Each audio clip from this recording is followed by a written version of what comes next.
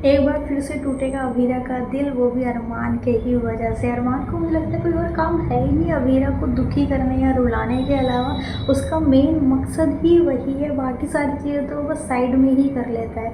कुछ ऐसा ही देखने को मिल रहा है, क्योंकि जो भी अभी तक चीज़ें हुई हैं उन चीज़ों की वजह से अभीरा ऑलरेडी ट्रॉमा में थी। जेल वाला ट्रिप हो गया उनका, भाई एक तो वो वैसे ही परेशान है, चीज़ों को हैंडल नहीं कर पा रही है। दादी सा इतने सारे एफर्ट्स कर रही हैं, तो वहाँ गीतांजलि की बातों में आकर ज़बरदस्ती की स्टूपिडिटी यहाँ पे अरमान ने दिखाई है।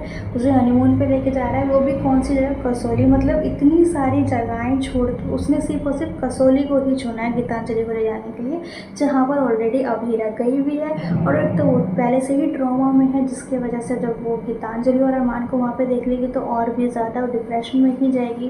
कोई उसे हैप्पीनेस तो यहाँ पे मिलने नहीं वाली है। अभी इन सारी चीज़ों की वजह से मायरा काफ़ी ज़्यादा डिस्टर्ब होने वाली है, और मायरा और अरमान के बीच में एक कोल्ड वॉर हमें यहाँ पे देखने को मिलेगी, क्योंकि मायरा अपने पापा से काफ़ी ज़्यादा यहाँ पे नाराज़ हो जाएगी, जिसके बाद अरमान को अब ये क्लैरिटी नहीं मिलेगी कि एग्जैक्टली मैं अब क्या करूँ। और अगर अभीरा के साथ कुछ गलत होगा या वो अपसेट होगी, उसके आंखों में आंसू आएंगे, तो दादी सा तो अरमान की बैंड बजाने वाली है यहाँ पे कि तुम्हें गीतांजलि को यहाँ लेके आने की क्या ज़रूरत थी, तुम कहीं पर भी जा सकते हैं। एक तो वैसे ही दादी सा अरमान से अपसेट रहती है, उससे नाराज़ रहती है, उसके बाद अगर अरमान कोई ऐसी हरकत करेगा तो दादी साहब भी अरमान के ऊपर ही भड़कने वाली हैं। तो अरमान की क्लास अब ये दोनों मिलकर लाएंगे, क्योंकि अभीरा तो यहाँ पे ये उसको कुछ नहीं कहेगी, लेकिन अभीरा जिस तरीके से अपसेट हो जाएगी, जो नाराज़गी उसकी यहाँ दिखेगी, तो उनकी वजह से मायरा और दादी साहब जो है वो अभी अरमान की बैंड बजाएंगे, और अरमान की जो सारी फ्रस्ट्रेशन है वो ऑफकोर्स गीतांजलि पर निकलेगी, क्योंकि ये सब कुछ गीतांजलि ने ही क्रिएट किया है। तो ज़बरदस्ती शादी कर लिया ब्लैकमेल करके, और जब कर लिया तो कैसे